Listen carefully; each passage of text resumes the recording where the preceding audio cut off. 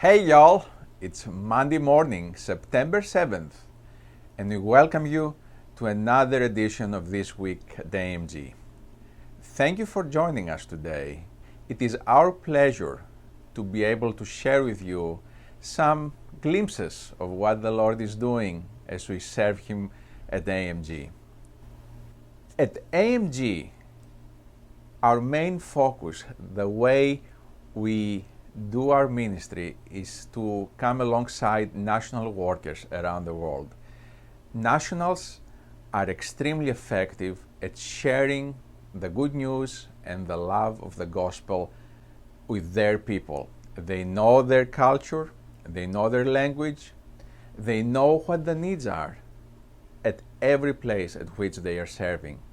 So, since our very beginning, we have centered the nationals to do our ministry. Whether we are talking about child and youth development, or media evangelism, or medical work, or church planting, it always involves nationals. Nationals are able, with their knowledge of their context, to be very effective and to show God's love and share God's love very effectively.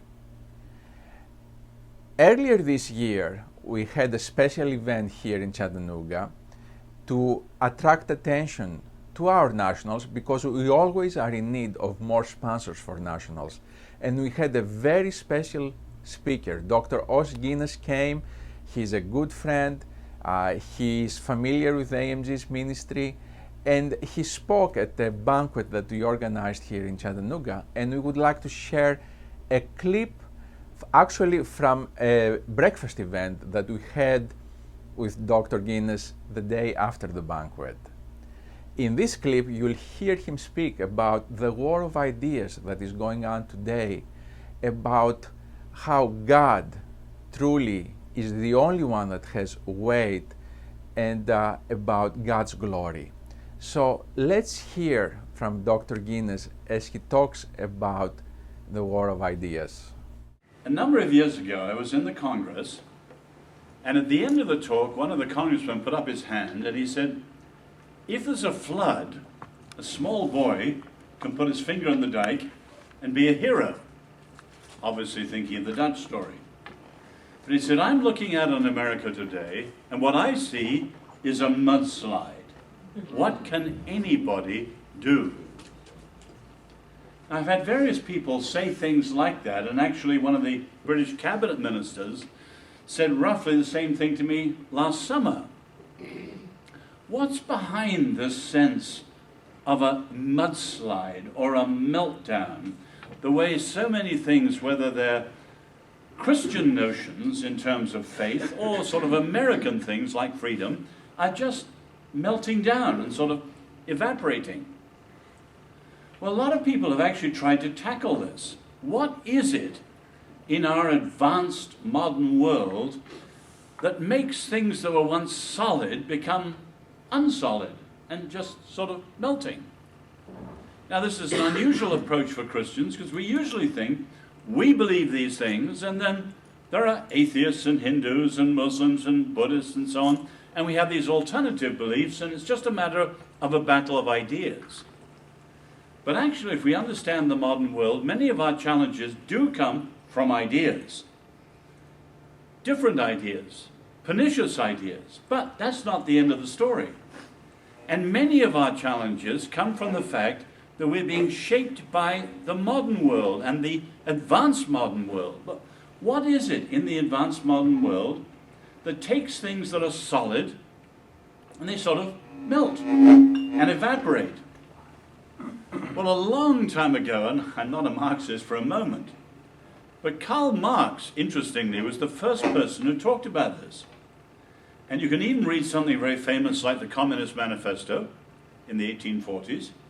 And he says, in the industrial world, everything that is sacred is now profaned. That's not unusual. Then he says, everything that is solid melts into air. A little after that, Nietzsche, he said, when God dies in a culture, and of course he never believed there was a God, But the belief of God is culturally powerful. When God dies in a culture, the culture becomes weightless. Now, one of the most interesting modern commentators is a Jewish atheist sociologist, and his main picture, metaphor of modern life is melting. He has a book on what he calls liquid love, and the word liquid comes in a lot of his book titles. And his idea is that under the advanced conditions of our modern world, things that are solid are melting and then just evaporating. So we have the words left, and the rhetoric still goes on, but actually it doesn't mean anything. Now, if you think biblically, what's the meaning of the word glory? The Greek word glory, and following that the Roman word glory, and following that much of our Western and English word glory, is a matter of reputation and renown.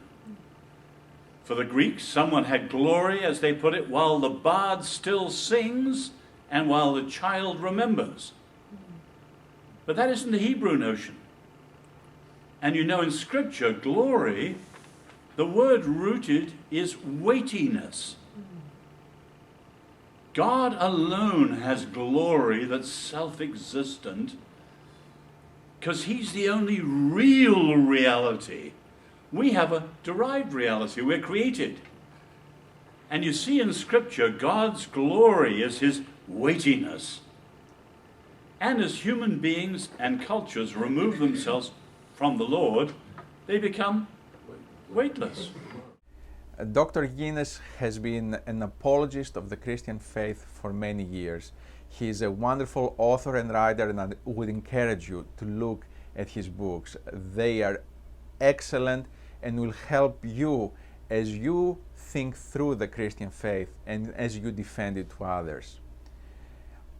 We are grateful for Dr. Guinness for helping us draw attention to our national workers and for everybody that makes it possible for these workers to serve faithfully in the different countries in which we minister.